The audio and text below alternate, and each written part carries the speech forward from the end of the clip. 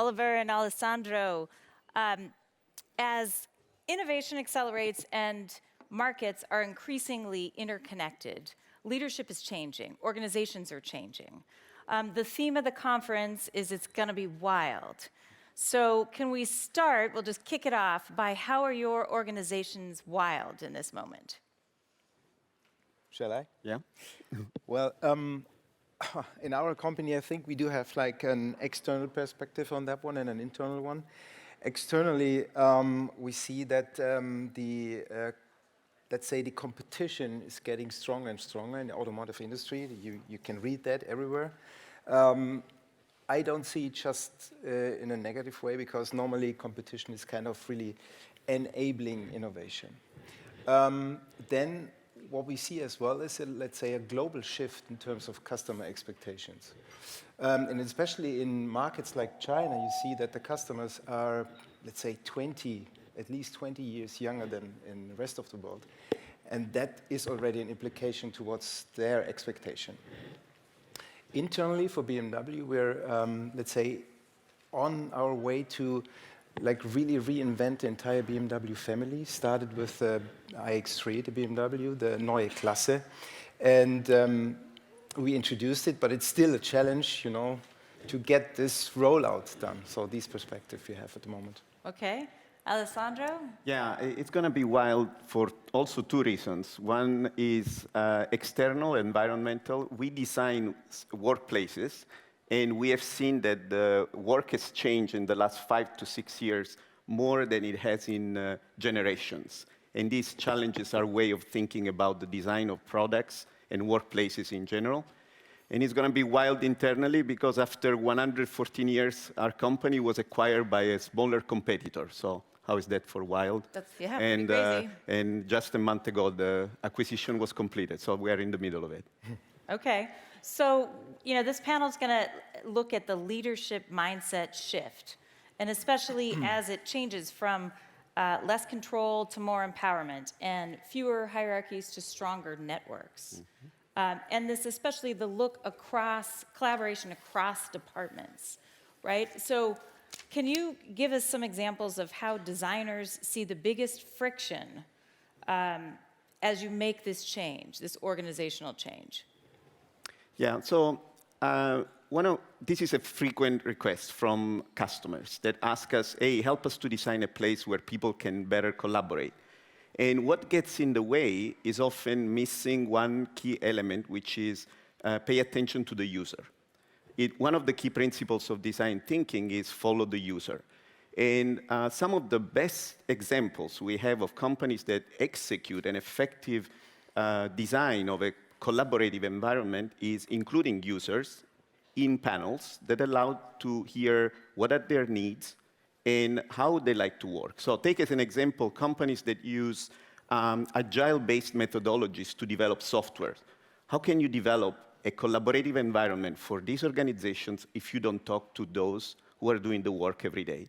So it's an opportunity, and it's a miss often to neglect the opportunity to talk to this user and bring enough diversity of thinking, gender, representation, to make sure that the voices are heard and the place that is created from a design point of view is actually supporting that aspiration for collaboration. Now, design of a space in itself is not going to do it. We'll talk later, but there is much more to it. But let's start by designing an environment that supports that. Okay. And how do you see this friction as a designer, especially from sequential to more collaborative? I think something that resonates to you, let's say the user would be our customer. You know, our structure normally is like, we do have like center of competencies, seats, dashboards, lights, whatever. But it's somehow really slow, and sometimes we are gonna get like different goals, different targets. I have one example. If two center of competence are not talking to each other, aerodynamics, for instance, they say, okay, do a nice, smooth roof line, lower it as much as possible. Another goal is from ergonomics, obviously. In the second seat row, you need that headroom. So we're gonna get like 2 lines And then we say, okay, what are we going to do, right? So this is, and that takes time. So, and that came from, let's say, the functional orientation rather than from the customer orientation. With the Neue Klasse, we said that we cannot win that goal anymore in the future. So what we claimed, the Neue Klasse is not just new cars. It was kind of a shift in mindset. That means that we said, okay, let's work cross-functional together with Mike Reichelt. He's more or less the leader of the cross-functional team. He claimed together with us, we changed the game together. And that meant that we had kind of a common workspace. And many employees, they were applying from each department, were applying to be a part of that journey. So 2 things happened. First of all, you just got the best because they were like really intrinsic motivated. And everyone was able to understand each other's problems. And that led into way more speed, way a better outcome in that sense. Right? So it worked pretty well, and it's still, let's say, our goal in the future. But as you can imagine, in an organization that was growing the last 100 years, this is a big friction as well, to have like a different way of, let's say, collaboration. Okay. So, you know, especially in this sort of art and science of collaboration across departments and making that work, how would you describe the leadership skills or mindset needed to make this tangible, right, instead of abstract? You want to go? Sure. Well, first of all, I think you need to provide context and clarify the purpose. And secondly, I think you need to create something like an artifact, something that everyone is able to understand if you're speaking different languages, right? So in terms of purpose, and that's what we did I can remember. Normally you were starting like, there's just a section of a car and you say that's the proportion and this will be the surfaces. In one project we did it differently. We said, okay, and we just were creating a movie that was just priming without any design, just to let the audience feel that what we wanted to achieve, feel as a customer. And we weren't sure if it works because it was like 2 minutes, which is quite long for a movie. But it worked out. And then it was way easier to get into that. So what did you do with the movie? You created the movie, and then... It was a priming movie in terms of, oh, that's how it should feel. Okay. And after that, we said, and for that reason, we need this and this and this. Okay. And one example for an artifact was we have this like panoramic vision in our new models. And it started actually with a show car a couple of years ago where we said, okay, what is if the information is in front of you in the windscreen? But we didn't have any technological solution, not at all. And then 4 or 5 years ago, it started again where someone just was putting, I think, an iPhone to the windscreen and said, what is if we're going to do something like that? And from that, we did a test trick. At that moment, we didn't convince the audience, not yet. And then we said, okay, let's build up a car to experience this. And that what was the board was able to drive then. Not nice, not beautiful, just to understand the function. And this was kind of the moment where everyone then understood, okay, this is the future for us in the interiors. Alessandro, how about at Steelcase? Yeah, so let's start by saying that the role of leaders is becoming increasingly complex. It's squeezed between growing expectations and an environment where we see dynamics that are setting whole new standards. You know, the super cycles of artificial intelligence, needs for well-being across new generations, needs for sustainability, you name it. So when you operate in this environment, a leader today is asked to operate more as an enabler, someone who is creating the right environment. And you know, the best example, we work both on in organizations that are traditional companies, but we also work in education. And the best example I can think of is the role of a teacher in a classroom. The role of a teacher in a classroom has changed. is changing. They used to take 1/3 of the classroom space and have their students be in 2/3, a little bit like this setting, right? So we are speaking at the audience. But teaching has changed, is evolved. It's evolved in a way where a teacher becomes an enabler, helps pupils, students, higher education, to exchange information, to trigger curiosity, to ask the right questions. We think organizations are not, companies are not different from that. So, and it's difficult, because leaders are often not given that manual that allows them to be the people who are triggering the curiosity. But there are many ways. You know, think about some of the most typical things we do in a linear thinking. We get to the office on Monday morning and we say, how was your weekend? What do you expect you're gonna get? You're gonna get the answer, it was great. Change the narrative. Get to the office and say, what was the highlight of your weekend? You might learn something about the people you work with. You need to trigger a different narrative if you want to expect different reactions. And it's difficult, we get it. But you know, I think leaders, like everyone else, are focusing or experiencing a whole new complexity. It's wild for them too. Right. So I'm on faculty at Stanford in the Graduate School of Business, and we are, to the education reference, we are constantly trying to figure out, especially in the age of AI, how teaching changes, how leadership changes, how groups change. And you mentioned one thing that I think is really vital, which is asking questions, asking better questions, critical thinking, like coming with a certain point of view in order to get more out of your audience. Can you talk a little bit more, both of you, about this leadership skill set for, you know, the era of transition? Oliver, you want to jump in? Yes. I would say, again, it's about how we're going to ask questions. And you mentioned it, like we are more enablers rather than giving a certain direction. And I had a couple of interesting experiences there.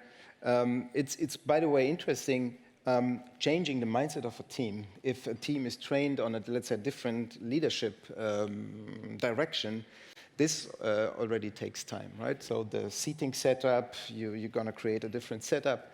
You need to, let's say, provide a space where everyone can speak openly and safe somehow. That's the first thing you need to do. And it has to do with the arrangement of how you are working together. Right? And then you need to ask actually the right questions. You need, again, coming from a context. I got one task, which was a question like, what will be the interior of a car, for instance, in 2035? Based on my knowledge, I could have asked, do me an interior with a retractable steering wheel.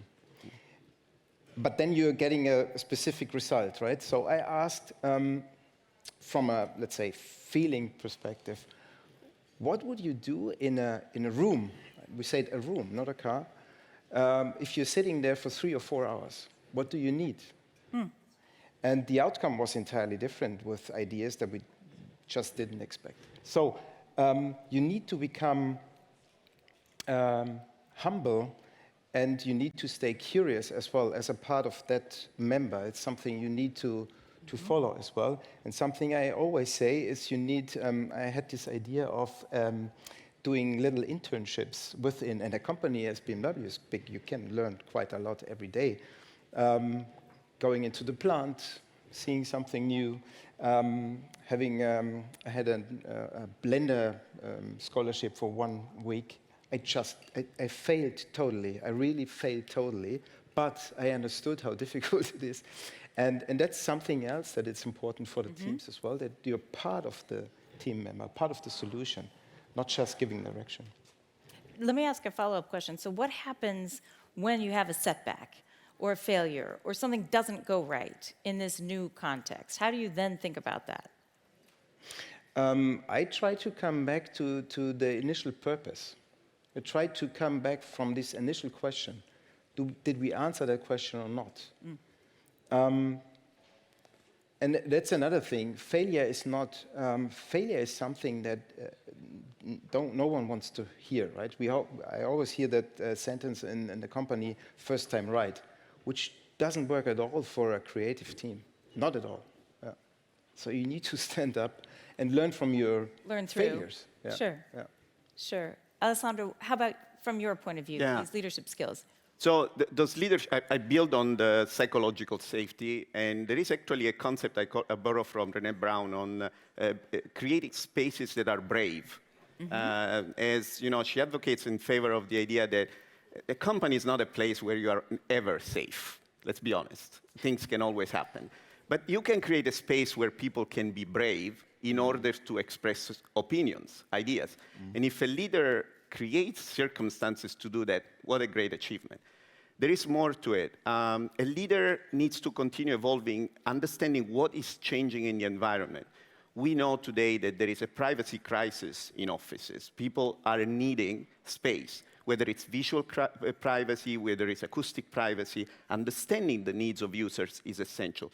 We can talk about what we are studying these days on what is happening with artificial intelligence and the evolving needs of user in the workspace. Artificial intelligence is leading, as an example, to the fact that people have less need to sit at an individual desk to do individual work, and they have a bigger need of coming together. And now, not paying attention to those needs means that a leader is not keeping up with that evolution that is happening at the speed of light. So again, another challenge for leaders, but one that demands an ability to really maintain that IQ, EQ balance at an optimal level. Okay, now let's talk about speed, because the world is increasingly fast in terms of decision making. How do you balance, or in a leadership position, what do you do when you have all of these different departments and collaborations happening? Does that make it faster, or does the collaboration make it slower? How do you think about that? I can try. There is always this dilemma about is it worth going slow to then go fast later? And if you embrace the concept of critical thinking in its depth, then you really want to make sure that you are assessing everything and you are going through a process that is thorough. Now, I want to bring an example. It's interesting. We are a company that applies critical thinking heavily, and we have just been acquired by a company that is more focused on speed of design, speed of ideas and design. So we are now in a moment talking about the introduction in the beginning of a clash of two different cultures. And I don't think there is a right or wrong. There is something that really defines the culture, the talents you attract and you develop. So I think that over time, we will see probably these two cultures blending in something that will be a hybrid of the two. Yeah. Maybe speed is a good word. It depends, to me, I agree with you, but it depends to me where the speed comes from. If the speed comes from that very team, then at the moment, then it's kind of coming from from them intrinsically, right? That's a big difference to me. If you are saying, okay, this is the time you have, especially in the, let's say, initial phase of new ideations, that could fail because you might miss something important, right? So sometimes I agree, you need more time in the beginning in order to become much faster than, let's say, in the next stage of evaluation, testing, and all that stuff. So I'm going to make a point. There's some cutting-edge research out of Stanford that shows that diverse groups, and you had mentioned diversity, or collaboration across departments, it's often, the teams report, it's awkward, they feel slow, they feel inefficient, it's difficult to understand people with different backgrounds, but what you see is that problem solving goes up. So while teams report it's inefficient, their outcomes improve quite a lot. So it's sort of the pain is worth the gain. That's the bottom line of that collaboration. So we're getting close on time. I want to ask you two different things. What do leaders need to unlearn, right? What's on the don't do list here in this new era of leadership? I think you need to unlearn leading by consuming. That's one important thing. It could be one type of leadership. Really learn by or lead by curiosity. That's important. And I think something else. You need to turn down your ego anyway, right? You need to become way more humble. And I think what's more important, because of, let's say, the years of knowledge and that what you've gained in terms of knowledge by the years, don't think that you know it better than your team. That's the most important thing. Okay. Alessandro? I think leaders cannot miss the opportunity to lead by example. When it comes to space, we often see leaders designing or asking for a space and then being the first to stay away from the way the space should be utilized. It's a missed opportunity and one that companies cannot afford. Okay. Okay, and then last question. What is one practice that leaders in this room can take away and try next week to be more effective? So I'm gonna take a myth that I hear very often. More meetings equal better collaboration. And it's a myth that has been proven is inaccurate. The real collaboration happens outside of the meeting rooms, in social moments, in moments of interaction. So shift the mindset, cancel a meeting, and make it more of a moment of interaction. Okay, that's one myth-busting idea. Okay? Maybe two things. I practice. Don't read any email during the day. And this, which was tough, actually, a couple of weeks. And the other one, what was it? I forgot it, actually. But that's the most important thing. Don't read your email. Don't read your emails during the day, because then you're focused. And then something a colleague always says, do something impossible, call them.